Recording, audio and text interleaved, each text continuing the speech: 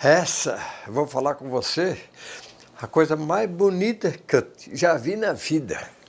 Chico reunia na rua Benedito Valadares, onde eu morava. Como eram as reuniões? As reuniões, nas reuniões primeiro, fazia prece. Mais ou menos uma meia hora de prece. Pedindo a misericórdia divina. Que ajudasse naquilo que Chico estava intencionado a fazer, que eram as materializações. Ele ia para lá para o quarto e nós ficávamos mais ou menos 8, 10 pessoas. Meu sogro, Domingos Malaquias. Minha sogra, Alvina Malaquias. Primeiro aparecia Sheila, para curar o povo. Vinha com um pano, que era radioatividade, que a Sheila falava. Era radioatividade, um pano mais ou menos desse tamanho. Assim, e todo iluminado. E a Sheila, você ouviu a Sheila? Vi. Como ela era? Quase aquilo que você vê no retrato dela. Você tem um retrato dela, não tem? Tem. Mais ou menos aquilo. Toda iluminada. E a Meimei? Bebê a gente nem sabe como é que foi. Tão bonita que era. Estava bonita. Sheila que veio primeiro. E que fez a cura de muita gente. O que mais me emocionou foi o espírito de Emanuela. Por quê? Hein? Porque ele veio com uma cruz assim,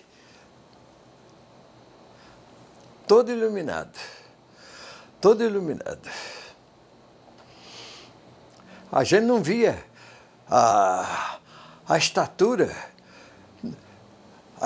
grande, não era pequena. Porque podia pensar que é Chico que estava ali, mas não era. Era ele, o espírito grande, com um facho de luz. Seguramente, Chico fazia essas reuniões comigo e mais 8, 10 pessoas, cujo eu vou lembrar de um que ia. Francisco Gonçalves, eu não sei se é vivo ainda. Era açougueiro. Morava em Peleopoldo, ele ia. Chinês. Irmão de Chico Gonçalves. Que foi ver esse trabalho, eu já falei com você, que ele urinou na calça. O espírito vinha e iluminava tudo. Sheila, Meimei, minha mãe, Cidália Batista. Tem ela aí. O senhor chegou a ver sua mãe? O senhor chegou a ver sua mãe? Vê. Em luz. Qual foi a emoção que o senhor sentiu? Chico fazia com tanto gosto, viu? Que hoje eu lembro. Choro de emoção. De eu não colaborar com ele, aquilo que eu sentia.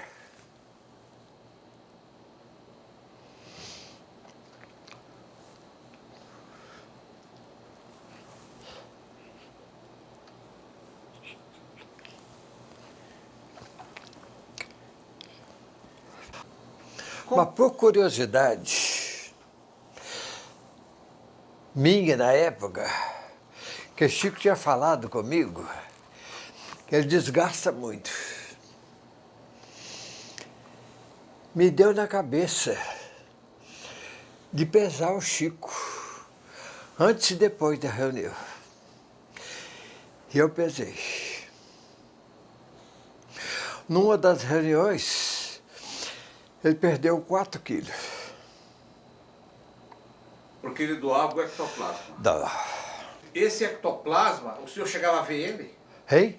O senhor viu o ectoplasma sair dele? Saía da cabeça. Saía muitas vezes da boca. Nem todos viam, mas eu vi. Ele ficava numa cadeira. E todo mundo vendo ele? Uma cadeira de balanço que a Edith tinha.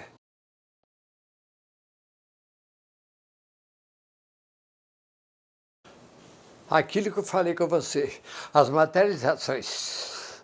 Não deixo. Não, a única coisa que eu sei, que eu presenciei, que eu vi, que eu conversei com os espíritos.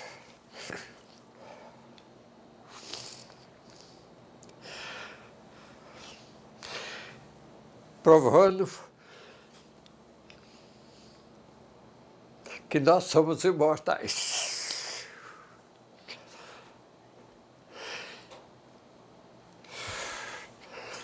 É isso. Só isso. Nós somos imortais. Os espíritos estão aí.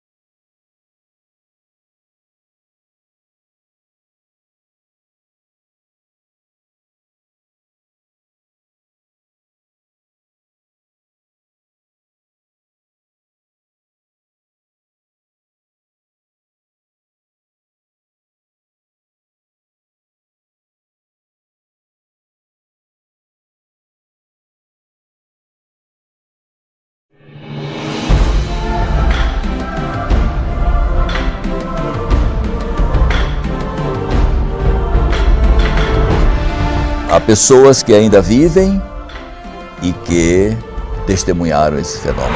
Vozes de dentro da cabine. Eles tocavam na gente e a gente podia tocar neles. Eles estavam totalmente materializados. Durante esse trajeto, iam caindo flores pelo chão. Eu achava que a casa de todo mundo era assim, que todo mundo convivia naturalmente com os espíritos.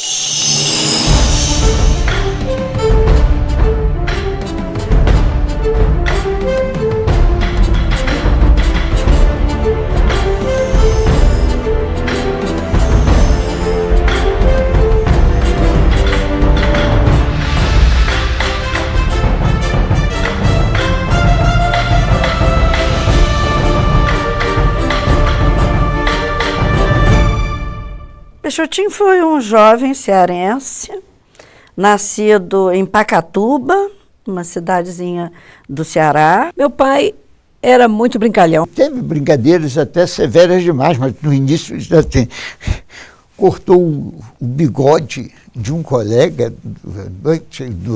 do quartel. Essas brincadeiras, meu pai era brincalhão.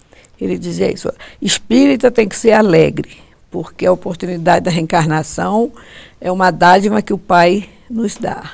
Eu sempre fui fluminense, nós tínhamos debates acalorados por causa de futebol. Papai adorava gato, coisa que eu não gosto. Ele tinha mania de brincar, de amarrar cordão, jogar, quando ele se aposentou, né? E jogar e puxava para o gato ficar. Quer dizer, papai... Os espíritas, amigos lá de cá, Peixoto é uma criança grande. Ele sonhava com carro, nunca teve carro mesmo. Houve a história também da cadeira de balanço, eu já era casada. Ele juntou um dinheirinho para comprar um Fusquinha. Quando ele saiu para comprar o Fusquinha tinha aumentado. Aí ele passou para uma loja de um judeu que tinha lá em Campos, que ele comprava. As prestações eram mais suaves, né? e comprou uma cadeira de balanço e disse: é o meu Fusca. Quer dizer, ele era desse tipo, chegou em casa e disse: é o meu Fusca. E até hoje os netos, na casa de Alcione, eu acho que a cadeira está lá, né? E que a gente é o Fusca de vovô. Um cidadão que foi beneficiado, ou um filho desse cidadão foi beneficiado com tratamento. E um dia meu pai chega na casa do meu tio, onde ele estava hospedado. Tinha um carro bacana, novo. Naquele tempo não existia carro nacional. Isso era 52, 53. Os carros eram todos importados. Meu pai perguntou: meu tio, que carro é esse? Meu tio disse: é seu. Fulano deixou aí para você. Disse: não quero. Eu não recebo isso. E o cidadão: não, Peixoto, isso para mim é um sabonete. Assim. Ele disse: então você me deu um sabonete. Isso eu não recebo, você foi beneficiado através do meu intermédio. Isso eu não posso receber de forma nenhuma, e não recebeu. Nunca conseguiu, tirou carteira de motorista e tudo, mas nunca conseguiu ter o carro dele.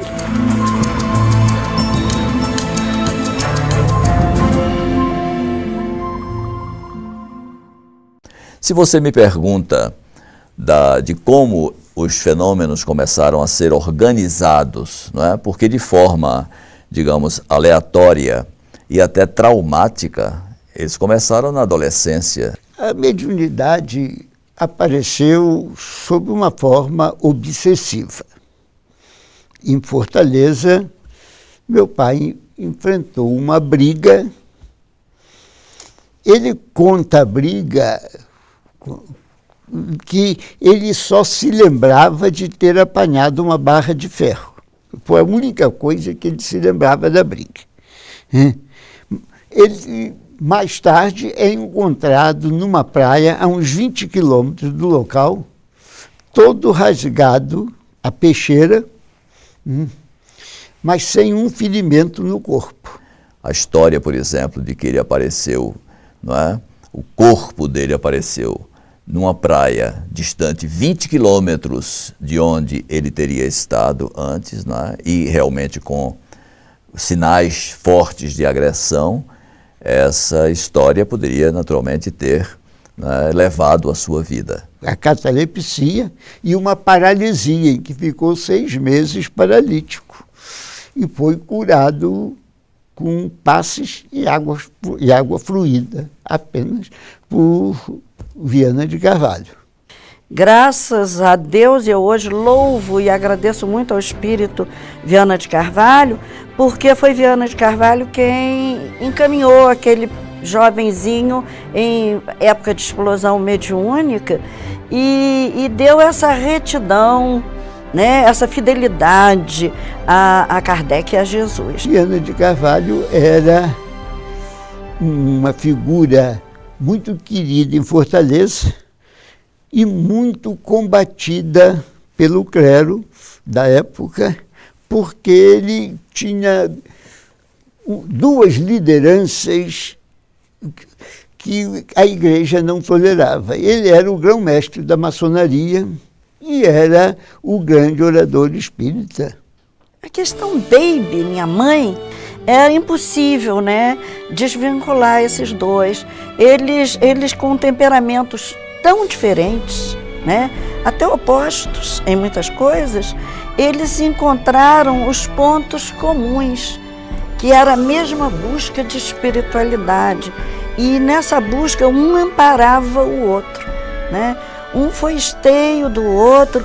Minha mãe, com um jeito mais franco, mais sincero, defendia muito meu pai daquelas criaturas que se beneficiavam da mediunidade dele e depois ficava insuflando a vaidade nele. Peixotinho, você é isso, você é o melhor médico do mundo. Você... E minha mãe cortava isso, às vezes, de forma muito incisiva.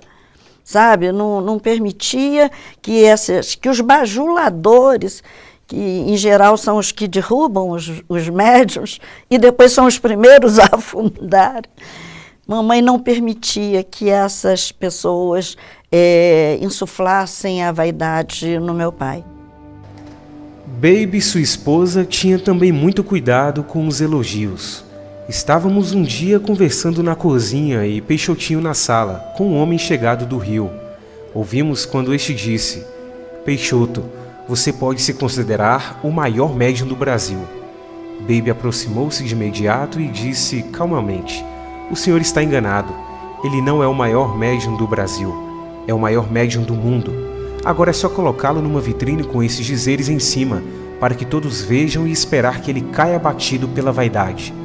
O que ele é mesmo, meu senhor, é um espírito faltoso, como todos nós, a quem Deus doou essa mediunidade como meio de pagar os seus débitos.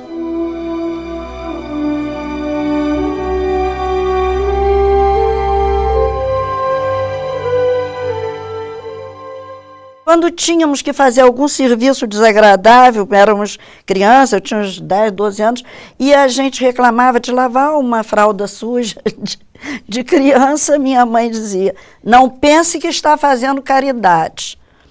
Você está cumprindo seu dever de ser humano aqui na Terra. Então, deu uma dimensão de caridade para nós como uma coisa muito maior do que apenas, né, servir ocasionalmente.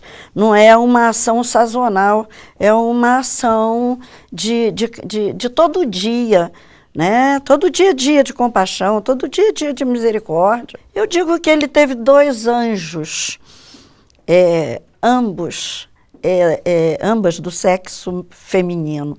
Araci, o espírito que acompanha, que é quem conduz o nosso núcleo familiar, que já era cristã há 100 anos depois da volta de Jesus, no início do cristianismo, e teve aqui na Terra Baby, que era outro anjo de luz, generosa e que abria as portas da casa e do coração aos sofredores. A minha irmã, que desencarnou com 1 ano e 6 meses,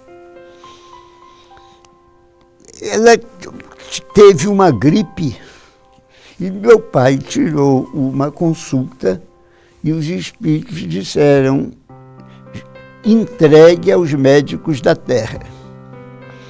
Meu pai sentiu que ia perder a filha. E era a menina era muito apegada a meu pai. Toda criança, primeira palavra é mamãe. Araci falava papai antes de falar mamãe. Até quando ela chorava de noite, gritava papai, papai. Meu pai chamava minha mãe e minha mãe: ela está chamando você, vai você. O médico do quartel disse: meu pai estava sabendo que ia perder a filha. O médico disse: não, o que é que ela tem? Foi lá e examinou: isso é uma gripe à toa. Com medo de meu pai ter fanatismo religioso, botou um enfermeiro 24 horas lá em casa, 24 horas por dia, dando os remédios nas horas certas. Com toda a medicação, a gripe transformou-se em pneumonia e Araci desencarnou. Araci, né, que em algumas oportunidades já aparecia realmente como um espírito sem aquela aparência da criança de 2 anos que faleceu, mas nessa oportunidade, parece até que numa data de aniversário, essa menina é pintada, o retrato dessa menina é pintada realmente como criança, e é alguma coisa que me fala assim muito ao sentimento, muito ao coração. Foi ela quem encaminhou meu pai. Meu pai fumava. Quando meu pai puxava um cigarro, depois que ela desencarnou, ela aparecia para ele e fazia assim com o dedinho e meu pai jogava o cigarro fora. O meu pai mudou completamente ali. Das coisas que eu mais aprendi com meu pai, que muito hoje me serve e que eu uso muito nas minhas palestras, são os exemplos de vida que ele nos legou. Então, muitos doentes aportavam à nossa casa. Alguns batiam de mala e cuia, como a gente costumava dizer, e não sabíamos. Às vezes, papai, certa vez, estava visitando Chico Xavier com minha mãe, e chegou uma pessoa lá com um senhor, uma moça com o pai, com a mala muito grande. Eu espantei o tamanho da mala. E o pai estava trazendo essa moça, a gente já sabia, tinha que entrar, acomodar. E como chegou essa, que ficou 3 anos morando na nossa casa, tratando de um câncer no intestino, como chegou essa, chegavam muitos. E às vezes nós estávamos dormindo e mandava que a gente desocupasse a cama, né? Não, chegou doente, então nós tínhamos que sair da cama. Nunca tivemos esse espaço que hoje os jovens e as crianças exigem tanto, meu espaço, quarto, muito enfeitado. Nada disso. Vivemos com o pouco, muito pouco mesmo. Com tão nobre finalidade, as reuniões passaram a contar com a assistência de espíritos de maior expressão. Isso seria um meio de as tornarmos sérias, evitando inclusive a curiosidade. Diziam os espíritos que teríamos antes de tomar chá de banco, como apelidavam as reuniões isentas da presença de fenômenos de efeitos aparentes.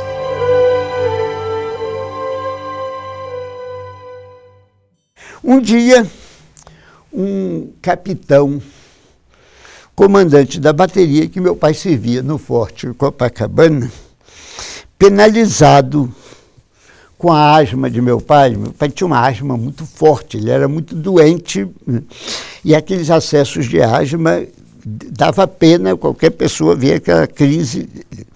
Esse capitão Dias de Peixoto, olha, eu não acredito muito nessas coisas, mas existe aqui no Rio, todo mundo fala, lá na rua Moncorvo Filho, em frente à Policlínica do Exército, existe um homem, um médium que está fazendo curas maravilhosas. Toda a cidade está falando isso. Por que você não vai lá? Às vezes você consegue cura, não custa tentar isso. Meu pai ficou quieto, disse, eu vou tentar, mas não. E dizia para nós, se eu disser que sou eu, ele disse, isso é mentira, porque se ele pudesse curar alguém, curava ele mesmo. Meu pai era prova, meu pai tinha de passar por aquilo. Ele tinha consciência de que aquela doença era a estrada de Damasco dele. Ele sabia que precisava daquela doença para sua evolução espiritual.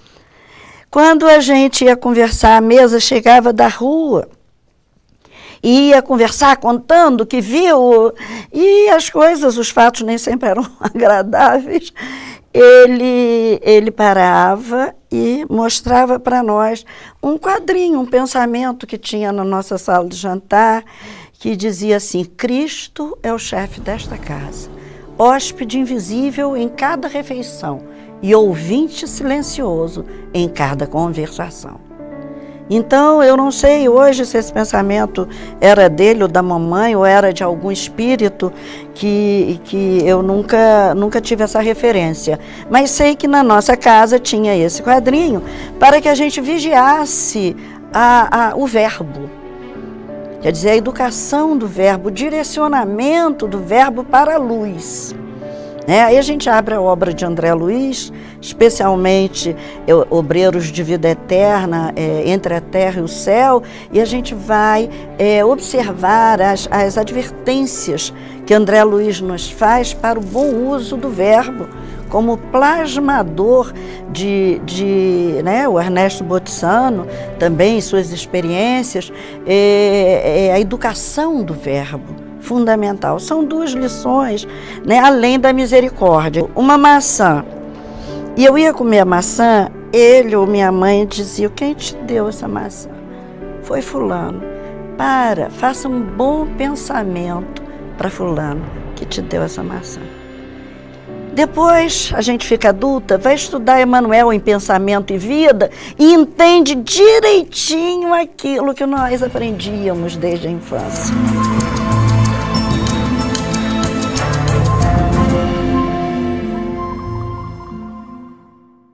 materialização dos espíritos é exatamente a corporificação, né, que é obtida através da liberação de uma matéria pelo médium de efeitos físicos, matéria essa que foi objeto de estudos, inclusive por grandes figuras do mundo acadêmico, né, do século XIX. Inclusive o próprio nome desta matéria, ectoplasma, foi sugerido por Charles Richet. Desde criança, nós estávamos na nossa oração diária e os espíritos nos jogavam as flores que solicitássemos. Então, um queria rosa, outro queria margarida, outro... cada um escolhia suas flores. Eu, muito curiosa, a vida toda fui muito curiosa, eu queria ver de onde vinha as flores e ficava olhando, querendo descobrir aquele fenômeno. Mas, às vezes, as flores vinham na horizontalidade e aqui, ó, jogavam assim no meu rosto e caía a flor que eu pedia aos espíritos. Começava a reunião, os espíritos começavam a se materializar, o barulhozinho na cabine, muitas flores também. Teve uma certa reunião no André Luiz, que eles davam uma flor de uma cor para o homem, outra cor para a mulher, em plena escuridão. Sem a liberação de ectoplasma, não é possível a materialização. Os espíritos podem se tornar visíveis através de outros recursos, porque sabe que existe a mediunidade da vidência, não é? Existe o fenômeno da dupla vista, então os espíritos podem realmente se tornar visíveis. Olha, reuniões, às vezes, do Araci, do André Luiz, começava às 8, não tinha hora para terminar. Às vezes ia até 2 horas da manhã, dependendo do número de doentes que tinha, né? A cabine ficava um lugar que tinha parafina e que muitas mãos saíram, inclusive mãos assim, trançadas.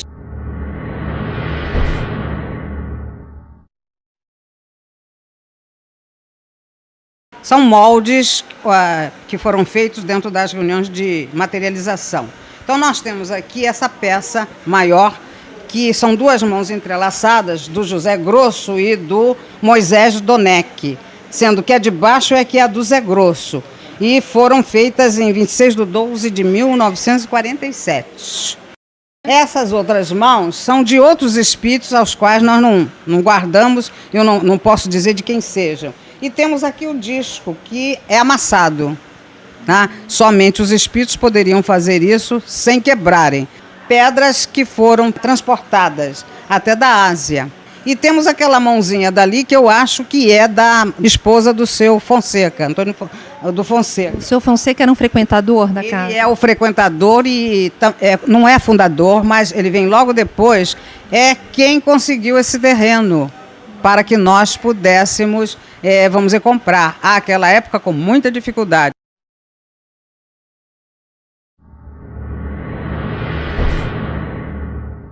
Tudo perfeito, você tinha coisa que não podia ser feito pela mão do homem, sabe? Porque como é que ia tirar depois?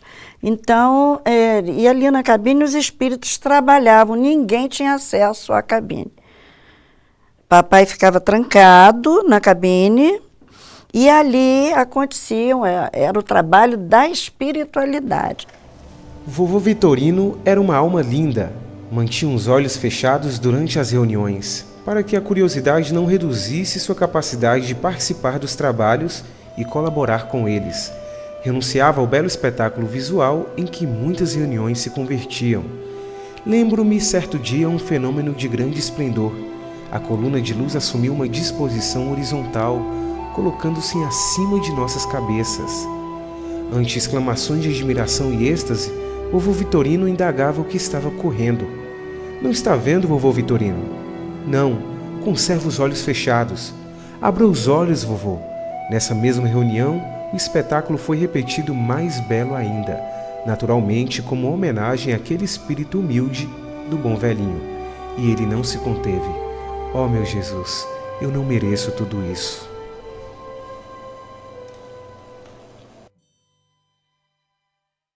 Eles tocavam na gente e a gente podia tocar neles. Eles estavam totalmente materializados, né? Com a mão, alisava, a Sheila alisava a cabeça da gente, me alisou muito, né? Beijava, teve uma senhora em Campos que estava com câncer no abdômen e doía muito. Sheila dizia, vai passar, vou dar um beijo e vai passar. Essa contribuição é uma contribuição muito interessante para sabermos que tipo de substância ou que tipo de constituição física tem essa matéria, que os médiuns de materialização, os médiuns de efeitos físicos, têm a possibilidade de liberar pelos orifícios naturais do corpo. No caso de Peixotinho, essa matéria ela é fartamente liberada pela boca, pelos ouvidos e pelas narinas, né? Nós temos inclusive algumas fotos, infelizmente as fotos, logicamente pelo fato de terem sido feitas lá pela década de 40, 50, não são fotos de uma qualidade, né, que nos dê a exuberância do fenômeno. Eu relataria o caso de um garoto que tinha, não sei se aspirou um parafuso ou engoliu o parafuso. Esse parafuso se alojou no pulmão. Aconteceu na cidade de Rio Bonito. A mãe, correu todos os médicos e não podia curá-lo, porque qualquer cirurgia feriria o pulmão. Essa senhora recolheu ao espiritismo, foi a Campos, meu pai tirou uma consulta e os espíritos disseram que precisava de uma reunião urgente para beneficiar o menino. Meu pai convocou os irmãos, fez-se a reunião, materializa Dr. Bezerra de Menezes e Sheila. E os dois, num trabalho magnífico, desmaterializam o parafuso e tiram. Esse parafuso é colocado nas mãos de Dona Adete Viana, esposa do Ramiro Viana, que estava assistindo a reunião. Depois entregue à mãe da criança, que ficou do lado de fora, tinha medo de ver espírito, não entrou na sala de sessão.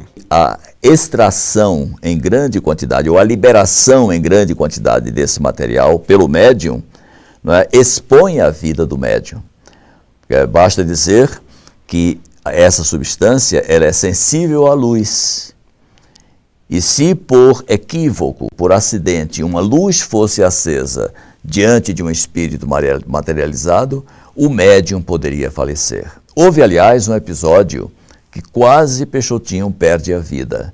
E a reunião teve de prolongar-se até a madrugada para que, através de vibrações, de hinos, de preces e de um trabalho estafante, que era o crer da espiritualidade, foi possível recompor razoavelmente o equilíbrio orgânico de Peixotinho, porque uma luz foi acidentalmente acesa no momento em que o espírito estava materializado. Eram tão frequentes os fenômenos, tão espontâneos, tão fortemente integrados no dia a dia de todos os companheiros, que éramos dominados pela consciência de que jamais cessariam. Era como se no estilo de vida fosse inaugurado e chegado tivesse sido o tempo em que a convivência com os irmãos da outra dimensão se tornara, enfim, rotineira e natural. A Sheila, com as suas tranças, a gente via perfeitamente, né? Seus olhos azuis, né? E com os aparelhos, havia muito também nas reuniões, eles pediam para que as pessoas dissessem uma frase e imediatamente Zé Grosso materializava aqueles painéis luminosos que rodopiava toda a sala, escrito Jesus é amor, fé, amor e caridade, dependendo da frase que os assistentes falavam o espírito imediatamente, era grosso que fazia isso. Ele fazia feito uns flashes de luz e a faixa ficava andando por todo o salão, né? Porque a matéria é sensível à luz. Ela então poderia sofrer uma degradação, uma desestruturação que a tornaria insuscetível de voltar, não é? De compor a mesma, vamos dizer, a mesma química do organismo. O William Crookes manteve em sua casa durante 3 anos uma médium e conviveu com o espírito, não é? Durante 3 anos e realmente realizou inúmeras experiências que dão assim uma base sólida, uma base científica, infelizmente ainda não aproveitada pela comunidade acadêmica, porque infelizmente esses assuntos todos são tratados ainda como crendices ou alguma coisa ligada ao misticismo, quando nós, na verdade, sabemos que o espiritismo nada tem de místico. O espiritismo realmente tem uma base muito sólida, até porque é o grande desafio que nos é proposto de construir a nossa fé com base na razão. Tornava visível tudo aquilo que André Luiz relatava através da mediunidade de Chico Xavier. Muitos dos aparelhos descritos na obra de Chico Xavier eram comuns, eram conhecidos das criaturas que frequentavam as reuniões de efeitos físicos por Peixotinho. Inclusive no livro Na Madureza dos Tempos, há uma tomografia computadorizada feita em 1952, quando os tomógrafos só chegaram ao Brasil, na Beneficência Portuguesa de São Paulo, em 1977. Essa foto, essa tomografia ficou guardada, trancada por muitos e muitos anos, porque os espíritos pediram que assim fosse, até porque nós não sabíamos o que era aquilo. Ninguém ia saber o que era aquilo antes de conhecer a realidade, o tomógrafo. Meu pai preocupava-se sempre com o ambiente. E brigava muito com a gente por causa da gente, principalmente em dias de reunião. Qualquer exaltação nossa poderia perturbar o ambiente em prejuízo dos doentes que seriam prejudicados.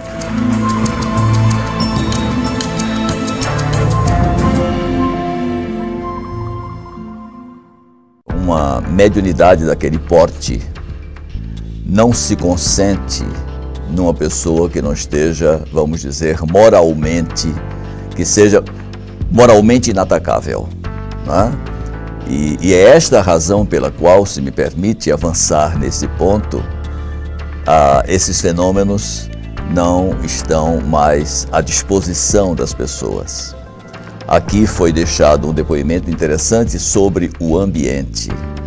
É muito difícil realmente criar-se um grupo de pessoas que sejam capazes de oferecer sistematicamente, de oferecer rotineiramente condições para que fenômenos desse tipo aconteçam com a regularidade com que aconteciam os fenômenos através de Peixotinho e direcionados sempre para uma finalidade nobre, exatamente em função das grandes necessidades de consolidação do pensamento espírita no Brasil. As materializações que aconteceram em Peixotinho não eram gratuitas. Todas as reuniões realizadas com Peixotinho na cabine tinham por escopo o benefício de pessoas necessitadas fisicamente. A maioria das quais, já tendo enfrentado todos os recursos da medicina e tendo apresentado um quadro realmente resistente aos tratamentos convencionais. Tem uma foto que mostra a materialização do espírito Carlos Augusto. Era um jovem, um adolescente, que morreu vítima de um desabamento do cinema Rinque, na cidade de Campinas, no estado de São Paulo, no dia 16 de setembro de 1951. Ele, através de Peixotinho, materializou-se da forma como pode ser vista na fotografia E nós juntamos, inclusive, uma fotografia, a última fotografia tirada por esse menino, né, quando vivo, e as pessoas podem perfeitamente cotejar a fotografia com a aparição. Não é? Lógico que essas materializações não tinham a mesma concretude, digamos assim, das materializações de Sheila, de Zé Grosso, de Garcês, não é? Dos médicos e enfermeiros que se materializavam para realizar o tratamento nas pessoas. Eram materializações até pela própria condição dos espíritos, que eram espíritos despreparados para isso, eram materializações parciais, tanto que nós vemos sempre o rosto, ou às vezes os pés também, mas isto, as mãos, não é? Mas isto sempre envolto em camadas ectoplásmicas que sugerem realmente túnicas. Mas as fotos que nós vemos, elas são muito menores do que os fenômenos de que elas querem dar notícia. O próprio retrato de Sheila que nós temos é um retrato que foi obtido primitivamente exatamente por um desses espíritos pintores, não é? Era deixado um material na cabine, representado por um pedaço de papel qualquer, e quando não havia e eles queriam dar o retrato, eles improvisavam. Houve um retrato que foi pintado numa caixa de sapato, e nós temos, para a felicidade nossa, nós resgatamos o original de algum desses trabalhos que conservamos em nosso memorial, ou aliás, no Memorial de Peixotinho, lá na Fraternidade Espírita Francisco Peixoto Lins, Peixotinho, no Recife. Peixotinho dormia, Baby cuidava dos serviços da casa. A certa altura, ela assoma ao quarto e percebe sobre o peito do marido uma placa estranha com a inscrição: Médium em serviço, trabalha por Ferreira, que acaba de ter um AVC. Obediente, Baby suspende o que vinha fazendo, pega o evangelho e começa a fazer ambiente para facilitar o trabalho da espiritualidade. Ferreira curou. Teria havido um transplante de células, fenômeno raríssimo, mas não singular, já que se registrou uma segunda ocorrência durante o mediunato de Peixoto.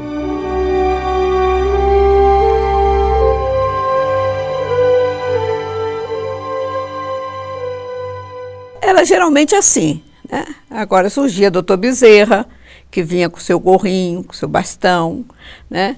Mas desse jeito, iluminados, que você via a fisionomia, que você sentia a sua presença. Eu me lembro até quando eu tinha uns 8, 9 anos, na escola, a professora falou em José do Patrocínio, o tigre da abolição.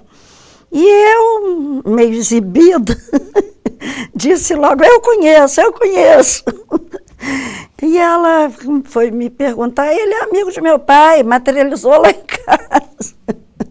E José do Patrocínio tinha dito realmente lá numa reunião que ele ia reencarnar.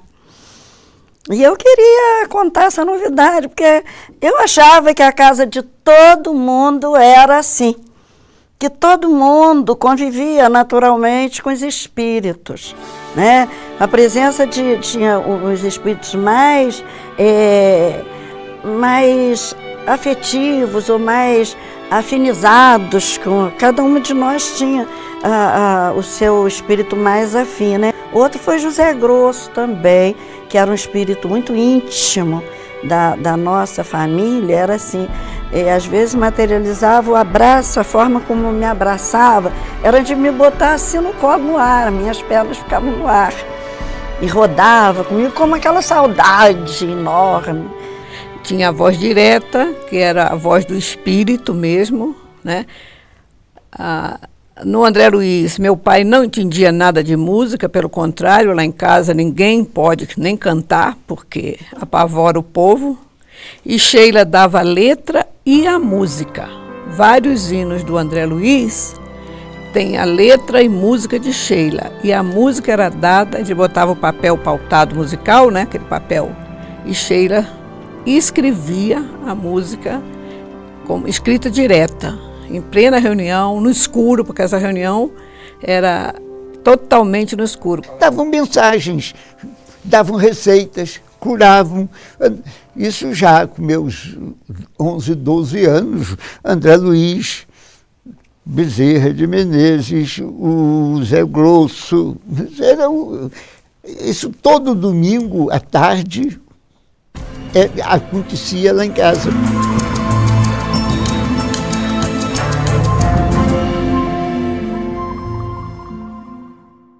Uns não são tão conhecidos fora, mas dentro das cidades onde Peixotinho atuou, mediunicamente, são conhecidos. Nina Aroeira, que fora noiva do professor Clóvis Tavares, que foi um grande escritor espírita, um grande orador espírita. Fidelinho era quem desenhava. Nós conhecemos muitos espíritos que foram desenhados na cabine por Fidelinho. Tongo foi um espírito, era um japonês, que desenhava o rosto dos demais espíritos. Sheila é conhecidíssima hoje até fora do Brasil. Em Macaé, a cidade inteira sabia que era uma cidade pequena, comentava-se, porque principalmente quando apareceu a Sheila, que não apareceu com esse nome Sheila, apareceu com o nome Seila. Nós estávamos em guerra com a Alemanha e qualquer nome em alemão geraria inquérito. Então, a Sheila assinava Seila. Daí eu tenho uma irmã, nascida nessa época, que tinha nome de Seila, em homenagem a esse espírito, que só passou a assinar Sheila depois do fim da guerra. Dona Maria José Leite, que era casada com... Nessa época ele era capitão. Ela foi numa reunião no André Luiz, já eram espíritas. E ela pediu a Sheila, que ela tinha muita vontade de engravidar e não conseguia, né, ter filhos. E chorou, né, na reunião. Aí Sheila disse para ela: uma mãe chorando por um filho e tantos filhos chorando por uma mãe. E ela foi embora para o Rio Grande do Sul, foi transferido. Ela já voltou do Rio Grande do Sul com o nenê que ela teve lá e com uma que ela adotou. Passou no Rio, a mãe gostava muito dela, ela ia muito lá na nossa casa, no Rio, na Fortaleza de São João. Depois ela foi para Fortaleza e fundou o Nosso Lar em Fortaleza, que ela tinha filho de mês em mês, porque botavam na porta e os primeiros ela registrou como filhos, mas depois não pôde mais, porque todo mês ela ia registrar, né? E ela criou bem umas 300 crianças lá no Nosso Lar de Fortaleza, uma obra maravilhosa. E há um episódio muito interessante para dar a você a ideia dessa luminosidade, que foi numa das materializações de Sheila. Sheila materializa-se e caminha pela sala. Caminha iluminada e ela é vista caminhando, né?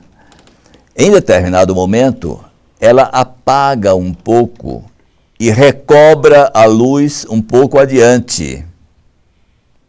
Essa reunião parece que foi testemunhada por Chico, não é? Então, ao fim da reunião, um dos participantes, tendo observado essa perda de luminosidade, pergunta, parece que ao próprio Chico, por que aquela perda de luminosidade e a recuperação da luminosidade a seguir. E Chico, então, explica que no momento em que ela perde a luminosidade, ela passava por uma pessoa presente à reunião que não estava devidamente concentrada. Era um homem que estava um tanto, vamos dizer, massacrado por problemas de ordem, parece que econômica ou financeira, e ele não conseguiu se desvencilhar dessas preocupações durante a reunião, nem diante de um fenômeno desse tipo. É quando eu digo a você, o fenômeno às vezes é pouco persuasivo dependendo do estado espiritual da pessoa. Bendita asma que me liberta.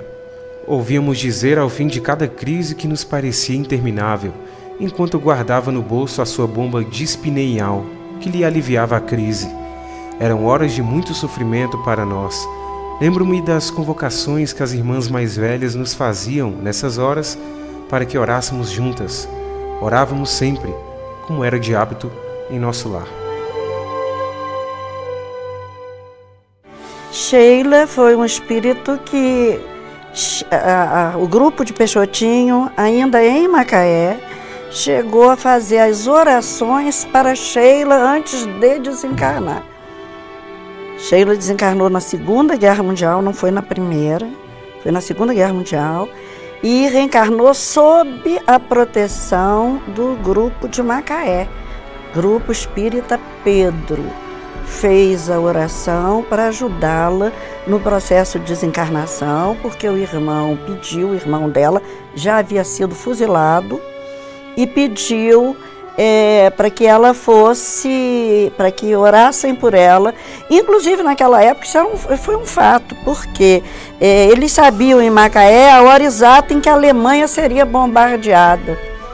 E meu pai era militar, ele não podia saber dessas coisas, né? Mas sabiam pelos espíritos que ela ia desencarnar, e ela foi socorrida imediatamente por causa do clima de guerra, tumultua muito a atmosfera do planeta, e precisava de muita oração pelos méritos dessa criatura. Ela já era uma alma muito iluminada antes de ir para a vida espiritual. O caso mais marcante para o meu pai não foi cura, não teve cura. Foi o caso de uma moça chamada Ledinha, uma moça de situação financeira muito boa, que teve lepra, estava com lepra. E ela chegou no André Luiz, no Rio, e disse que ela dizia à família: se essas manchas que eu tenho no corpo for lepra, eu me suicido. Eu não quero ficar leprosa, eu não aguento ser leprosa. E foi bater lá no André Luiz. No André Luiz, Sheila veio materializada e disse para ela: Ledinha, você tem lepra. Você é doente, você está com a lepra.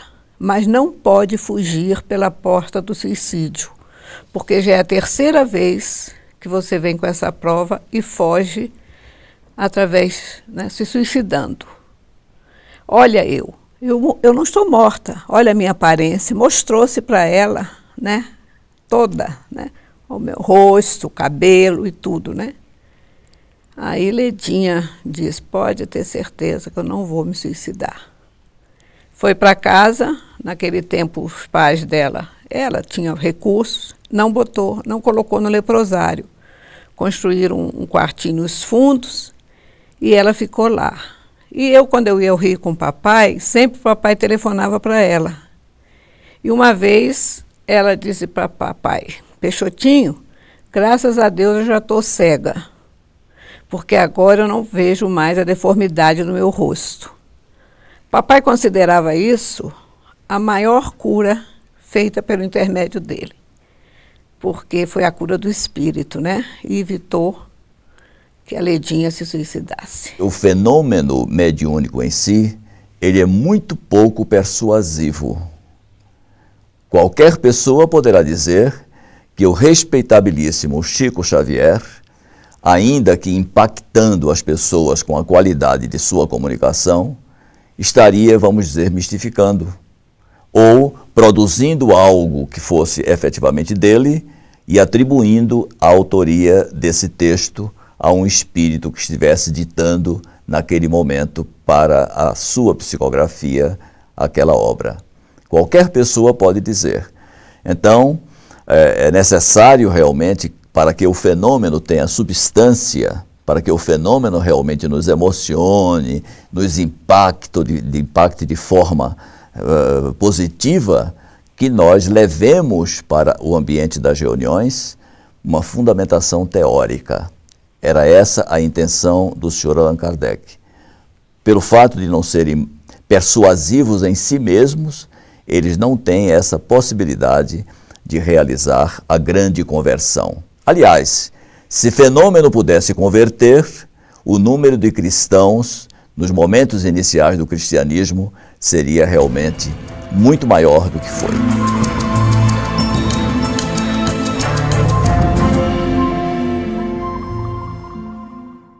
A coisa de maior repercussão foi a materialização de Clarencio. Um dia, Clarencio se materializa numa reunião que foi uma surpresa, ninguém soube, com antecedência.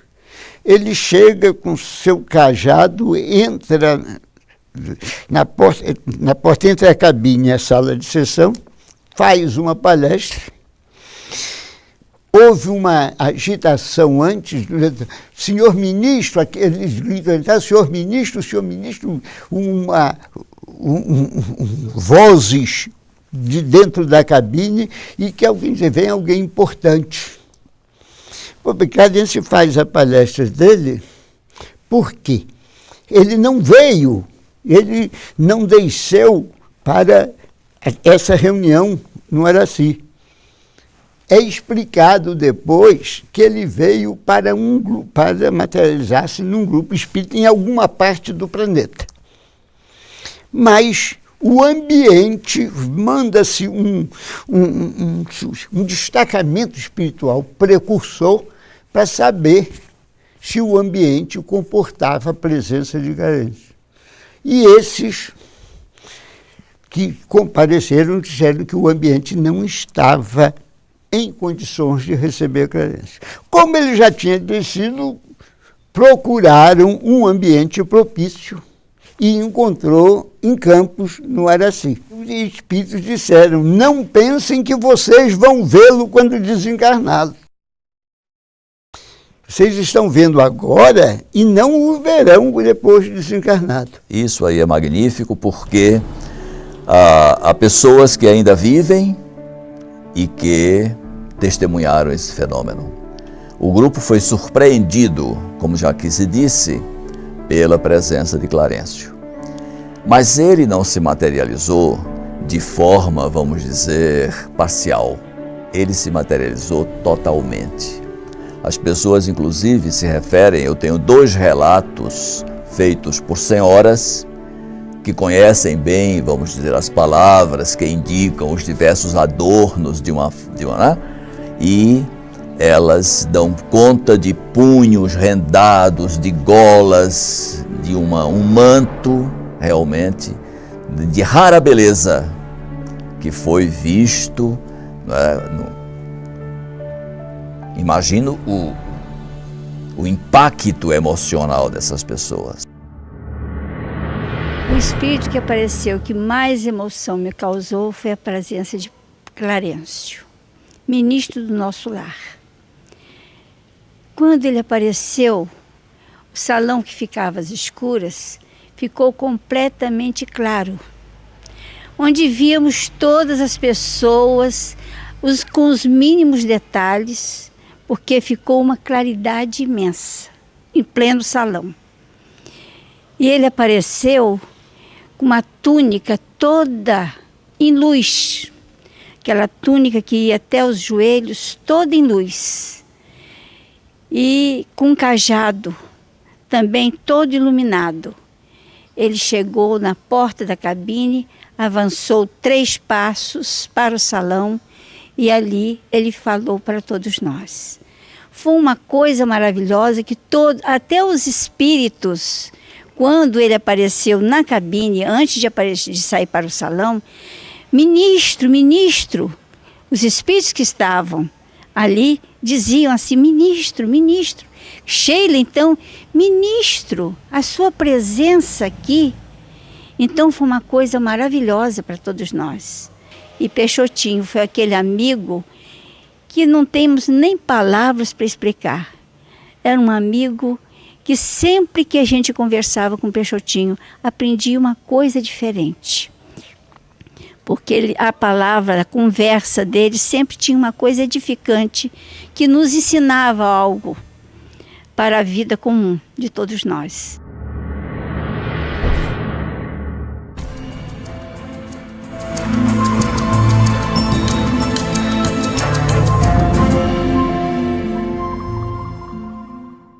objetivo desses fenômenos.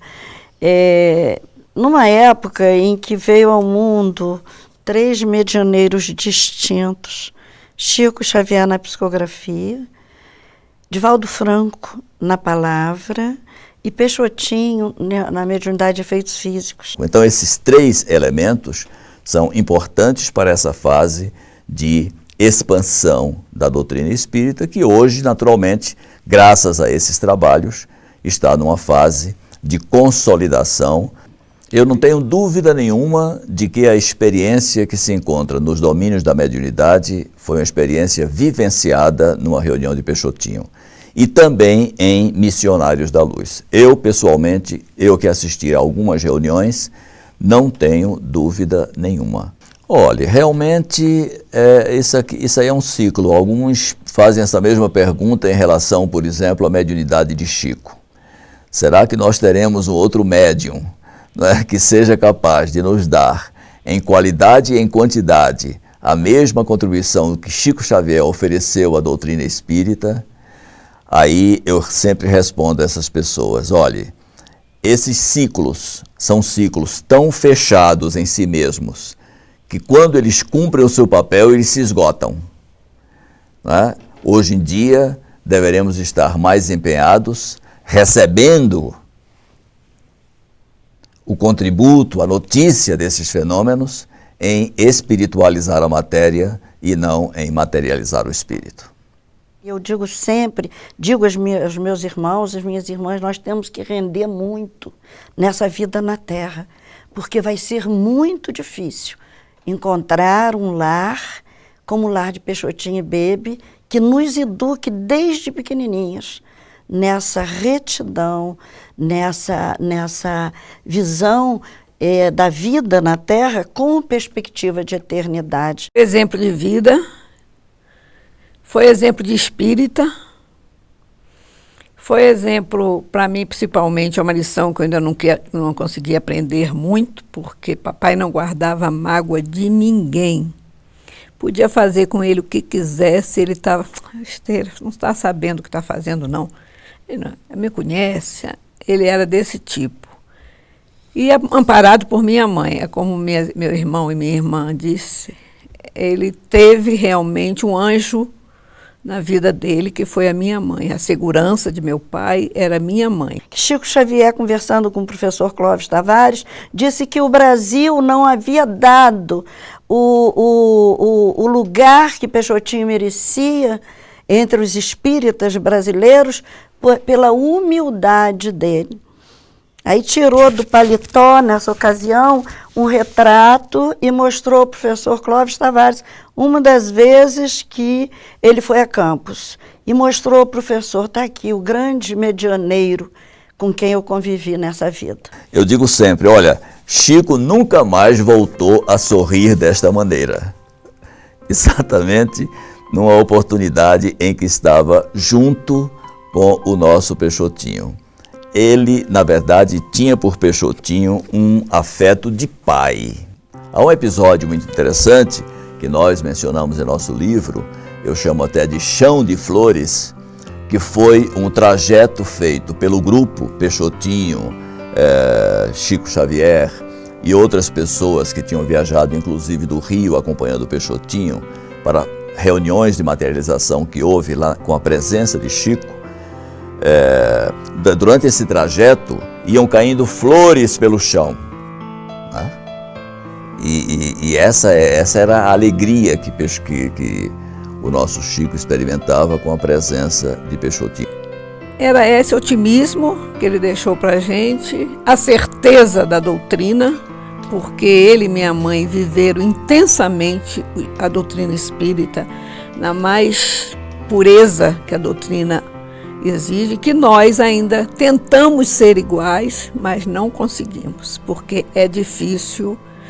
Basta dizer você que quando meu pai desencarnou, minha mãe pegou no colo, porque ele era muito franzino e estava muito tempo doente, e disse, o passarinho deixou a gaiola, vamos orar. Quer dizer, eu jamais teria essa coragem, essa confiança, essa fortaleza que a minha mãe, esse exemplo que a mãe deixou, né? Um dia, acordamos todos órfãos.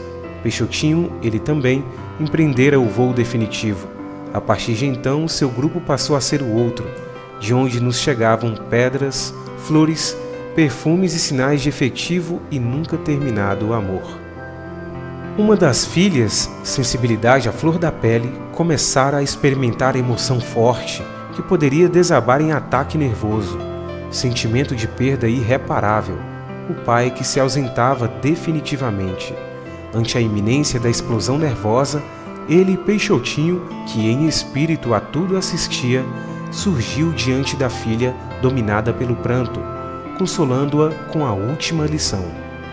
Minha filha, cuidado, não destrua em 1 minuto o que seu pai construiu durante toda a vida.